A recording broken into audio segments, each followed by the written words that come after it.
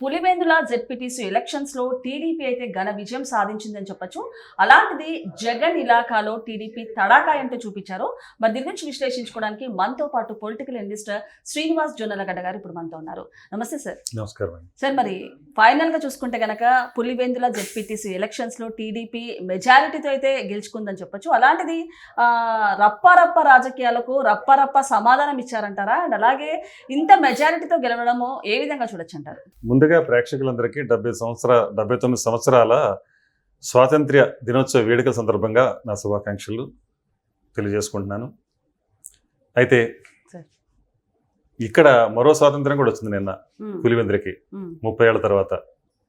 అంటే 2 స్వాతంత్ర్యాలు చూస్తున్న సందర్భం ఇక్కడ. పులివెందుల వాళ్ళకి మాత్రం నిన్నటి నుంచి స్టార్ట్ అయింది. నిన్నటి నుంచి స్వాతంత్ర్యం వచ్చింది. అంటే 70 సంవత్సరాల క్రితం స్వాతంత్ర్యం వచ్చినా కానీ పులివెందులకి 30 ఏళ్ళుగా స్వాతంత్ర్యం లేదు.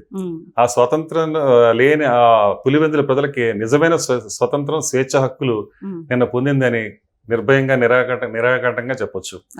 ఎందుకంటే నిజంగా చాలా అసలు ఎంత ఆవేదన ఉందంటే వాళ్ళల్లో. ఒక స్లిప్ లో రాసి వాటర్ వేసాడు, ఇన్ని సంవత్సరాల తర్వాత నేను ఓటేసే అవకాశం దొరికినందుకు ధన్యవాదాలని. సో ఎంత వేదన గురై ఉంటారంటే వాళ్ళు.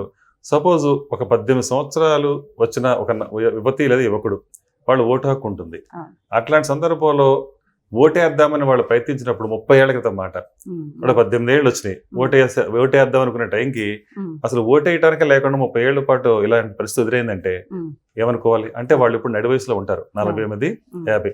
అంటే 18 సంవత్సరాలకు ఓటు హక్కు వచ్చిన వాళ్ళు 48 సంవత్సరం వాళ్ళకి వచ్చే వరకు కూడా ఓటు వేసుకోలేని పరిస్థితి. మరి ఆ రోజు నిజంగా 40-50 వయసు ఉన్న వాళ్ళు అంటే వాళ్ళ జీవితంలో ఎప్పటికీ ఓటు వేసుకోలేని పరిస్థితి. అంటే ప్రజాస్వామ్యం పూర్తిగా కూని అయిపోయింది. అక్కడ ప్రజాస్వామ్యానికి అసలు ఏమాత్రం గౌరవం లేకుండా పోయింది. అంటే ఒక రాచరికం, దానికంటే ముందు చెప్పాలంటే రాతీయుగం, దానికన్నా ఇంకా చెప్పాలంటే రాజారెడ్డి రాజ్యాంగం అక్కడ నడిచింది ఇంతకాలం. సో దానికి చెక్ పెట్టారు, ఆ కంచుకోటను బదులు కొట్టారు. పులివెందుల కంచుకోట అని అన్నారు కానీ నిజం కాదు అది అని వాళ్ళు తేటతెల్లమైపోయింది. ఎందుకంటే కంచుకోట అంటే ఎప్పటికీ చెక్కు చెదరని ప్రజాదరణ ఉంటుంది. కానీ ఇవాళ పరిస్థితి ఏంటి అంటే అది కంచుకోట అని వీళ్ళు మాత్రమే డాంబికాయలు పలికారు, వీళ్ళు మాత్రమే వాళ్ళ తొడలు వాళ్లే కొట్టుకుని మా బలం అదిని చూపించారు, ఇది బలం కాదు వాపే అని వాళ్ళ తేటతల్లం అయిపోయింది. ఎందుకంటే మనం ఇంతకు ముందు కూడా 1-2 వీడియోలు మనం చెప్పుకున్నాం ఇదే విషయం గురించి. అసలు ఎందుకు పులివెందుల్లో ఇవాళ అనూహ్యంగా తెలుగుదేశం నెగ్గబోతుంది, వైసీపీ ఓడిపోబోతుంది అనే దాని మీద మనం కొన్ని విశ్లేషణలు కూడా చేసుకున్నాం. అంటే ఎక్కడైతే రాష్ట్ర వ్యాప్తంగా జనాలు తీవ్రంగా నిరసన వ్యక్తం చేసి 11 సీట్లకే పరిమితం చేసి వైసీపీని ప్రతిపక్షంలో కూర్చోబెట్టారు, 151 నుంచి తీసుకొచ్చి ఆ రోజునే పతనం మొదలైపోయింది వైసీపీకి. రెండోది ఆ సొంత నియోజకవర్గం ఏదైతే ఉందో మరీ ముఖ్యంగా పులివెందుల్లో ఏదైతే వైసీపీకి వ్యతిరేకత ఉందో అది ఎస్టాబ్లిష్ అవుతా వచ్చింది. మరీ ముఖ్యంగా కడప జిల్లాలో మరి 10 స్థానాలకు గాను 3 స్థానాలకి పరిమితం అయిపోయి 7 స్థానాలు కోల్పోయినప్పుడే తెలిసిపోయింది అక్కడ ఏ పరిస్థితి ఉందనేది. అదే విధంగా వివేకానంద రెడ్డి గారి హత్య జరిగిన తర్వాత పరిణామాలు చూసాం మనం. ఆ పరిణామాలు కూడా దీని మీద ప్రభావితం చూపిస్తాయని మన ఇద్దరం అనుకున్న సందర్భమే ఒక వీడియోలో.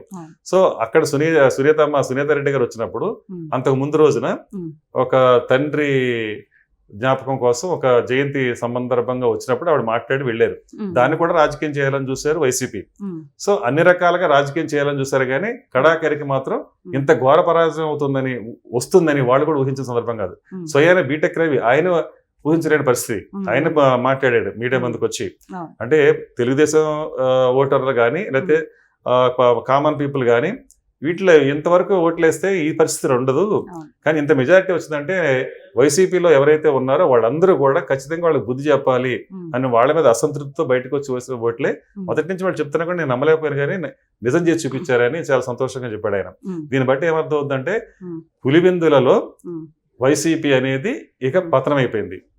అంటే అసలు ఆ మూలాలే పోయినాయి.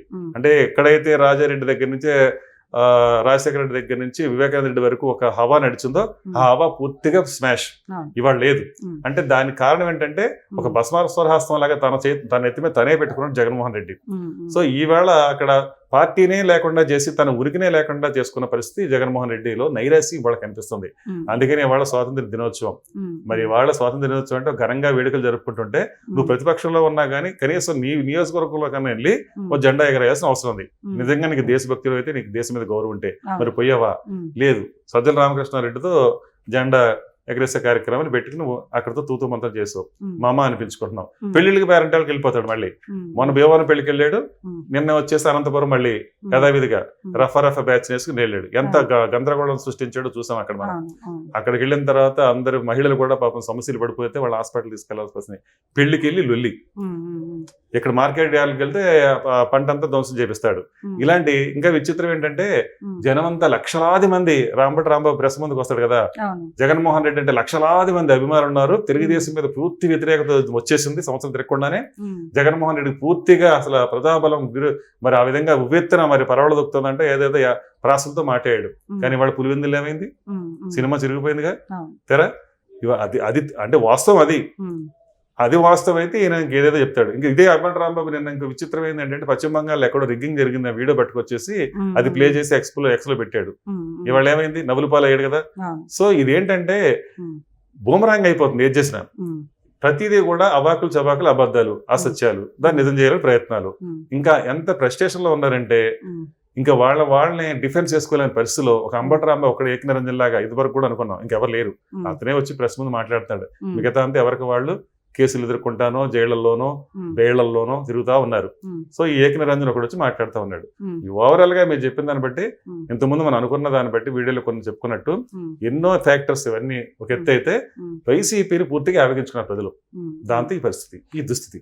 సరే, ఇంకొకటి అంటే ఎవరైతే కోయా ప్రవీణ్ గారు ఉన్నారో ఆయన వలన సిచ్యువేషన్ మొత్తం కంట్రోల్లో వచ్చిందని చెప్పొచ్చు. అలాంటిది ఆయనను కూడా జగన్మోహన్ రెడ్డి గారు బాడీ షేమింగ్ చేస్తూ, అంటే ఫ్యామిలీ ప్యాక్ అంటూ, లేకపోతే పచ్చ చొక్కా వేసుకున్న పోలీస్ ఆఫీసర్ అంటూ కొన్ని కించపరిచే వ్యాఖ్యలు చేశారు. ఏమంటారు సార్ దీని గురించి? బాడీ షేమింగ్ కాదు, కోస్తే ఆ ఊరు జరపడగా ఉన్నాడు అన్నారు. ఉమ్, అంత దారుణమైన పదజాలాలు కూడా వాడారు. వైసీపీకి పేటీఎం బ్యాచ్ కి ఇది అదని కాదండి, ఈ రఫ్ బ్యాచ్ కదా, ఉమ్, వాళ్ళు అట్లనే మాట్లాడతారు. వాళ్ళ బిహేవియర్ అంత ఉంటుంది అనమాట. ఉమ్, సో ఓవరాల్ గా లా అండ్ ఆర్డర్ మాత్రం పూర్తి స్థాయి అదుపులో తీసుకొచ్చాడు ఆయన హ్యాట్స్ ఆఫ్ చెప్పాలి. అవును. అంతకుముందు ఉమేష్ చంద్ర గారు కూడా 1996లో ఐదులో. రాజశేఖర రెడ్డి గారు పార్లమెంట్ ఎలక్షన్ జరుగుతున్నప్పుడు కూడా కట్టుదిట్టమైన ఏర్పాట్లు చేసి ఉమ్, అసలు రౌడీ అనేవాడిని, రౌడీ మూకని ఎక్కడ అలౌ చేయలేదు. ఉమ్, దాంతో ఆ రోజుని చావు తప్పి కన్ను లట్టబోయిందంటారు చూడండి. అట్లాగా ఉమ్, ఒక కేవలం అంత ఎంపీ ఎలక్షన్ లో కూడా 5,000 అంటే 5,000 ఉమ్, మెజారిటీతో గట్టి బతికి బట్ట కట్టాడు. ఉమ్, లేకపోతే అంటే ఉమ్, అలాంటి అంటే ఏమీ లేని దాన్ని ఉందని చూపించుకోవడానికి ప్రయత్నం చేస్తారు. ఉమ్, అదే కనుక ఆ రోజున ఉమేష్ చంద్ర లేకపోతే ఉమ్, 1,00,000 2,00,000 మెజారిటీ అని చెప్పేవాళ్ళు. ఉమ్, ఏముంది రిగ్గింగ్ కదా అంతా. అవును, అంటే అలాంటి స్థితులు ఇప్పుడు లేవు. ఉమ్, స్వేచ్ఛగా అంటే అంటే ఇక్కడ మనం గమనించవచ్చు. ఉమ్, అంటే పోలీసుల్ని ఒక్కొక్క ఊరికి 10 మందిని పెట్టి ఉమ్, కట్టుదిట్టమైన ఏర్పాట్లు, ఎక్కడ అవాంఛనీయ సంఘటన జరగకుండా ఉమ్, ఓటరు తన ఓటు హక్కుని స్వేచ్ఛగా వేసుకునే అవకాశం ఇక్కడ ఈ ప్రభుత్వం ఇచ్చింది. ఉమ్, అంతేగాని ఇక్కడ అవాంఛనీయ సంఘటనలు కానీ లేదా రిగ్గింగ్ చేసే కార్యక్రమాలు కానీ భయభ్రాంతులు చేసే కార్యక్రమం కానీ ఏది లేదు. లా అండ్ ఆర్డర్ మెయింటైన్ చేశారు. ఉమ్, లా అండ్ ఆర్డర్ మెయింటైన్ చేసినప్పుడు నిష్పాక్షికంగా అక్కడ ఎన్నికలు జరుగుతాయి. అదేవిధంగా శాంతియుతంగా ఎన్నికలు జరుగుతాయి, స్వేచ్ఛాయుతంగా ఎన్నికలు జరుగుతాయి. ఉమ్, అప్పుడు ఓటర్ తన స్వేచ్ఛను పూర్తిగా ఉపయోగించిన అవకాశం ఉంటుంది. అలా ఉండింది కాబట్టే ఉమ్. ఈ రోజున ఈ రిజల్ట్ వచ్చింది. సార్, ఇంకొకటి వైసీపీ చూసుకుంటే కనుక ఇప్పుడు మీరు అన్నట్టు రిగ్గింగ్ కానివ్వండి, రీపోలింగ్ చేయాలంటూ కూడా వాళ్ళు ఆదేశాలు ఇచ్చారు. అంటే ఒకవేళ రీపోలింగ్ చేయకపోతే మళ్ళీ ఓడిపోతారనే భయంతో రీపోలింగ్ బహిష్కరించాలంటూ కూడా వైసీపీ నేతలు మళ్ళీ ఆరోపించారని చెప్పొచ్చు. దీన్ని ఏ విధంగా చూడొచ్చు? అభద్రతాభావం. అంటే కింద పడ్డా నేనే పై చెయ్యి, ఓడినా నేనే గెలుపు అని చెప్పుకునే ప్రయత్నం తప్పితే ఏమీ లేదు. అభద్రతాభావం గురయ్యారు పూర్తిగా. ఇవాళ రేపు ఇప్పుడు కాంగ్రెస్ లో జాయిన్ అవుతాడు అని కూడా వార్తలు వినిపిస్తున్నాయి మనకి.